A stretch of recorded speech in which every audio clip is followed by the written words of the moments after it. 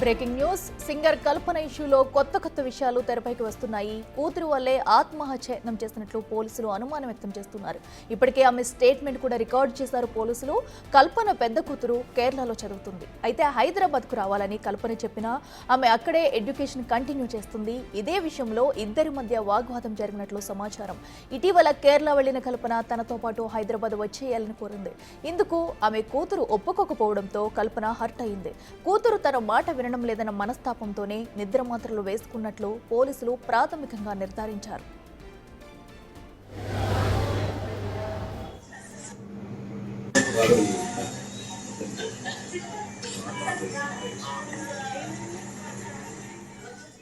అయితే కల్పన కూతురు మాత్రం ఆత్మహత్య యత్నం కాదని చెబుతుంది. ఓవర్ డోస్ వల్లే అస్వస్థతకు గురైందని తెలిపింది. అంతేకాదు తమ కుటుంబంలో ఎలాంటి గొడవలు లేవని చెప్పింది. శ్రీమతి కల్పన గారు నిన్న సాయంత్రం శ్రీ హోలిస్టిక్ హాస్పిటల్స్ నిజాంపేట్ బ్రాంచ్కి అత్యవసర భాగానికి నిన్న అపస్మారక స్థితిలో తీసుకొని రావడం జరిగింది. నేను ఇమీడియట్గా అందరం డాక్టర్స్ ట్రీట్మెంట్ వెంటనే ఆవిడకి తగిన ట్రీట్మెంట్ చేసి కొంచెం నిన్న సిక్గా ఉన్నారు. దానివల్ల వెంటిలేటర్ పెట్టడం జరిగింది. ఐసీయూ డాక్టర్ గారు లంగ్స్ డాక్టర్ గారి సహాయంతో ఇవాళ ఉదయం వెంటిలేటర్ తీసేయడం జరిగింది. రైట్ నో ఇప్పుడు ఆక్సిజన్ మీద ఉన్నారండి, స్టేబుల్గానే ఉన్నారు.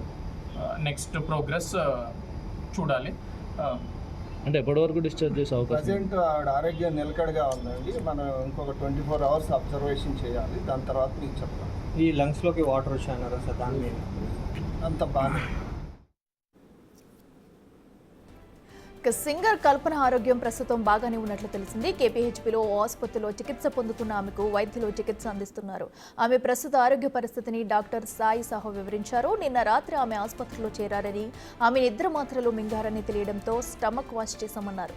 మరో 24 గంటల పాటు అబ్జర్వేషన్లో ఉంచుతామని, ఆ తర్వాత మరోసారి హెల్త్ అప్డేట్ ఇస్తామని చెప్పారు.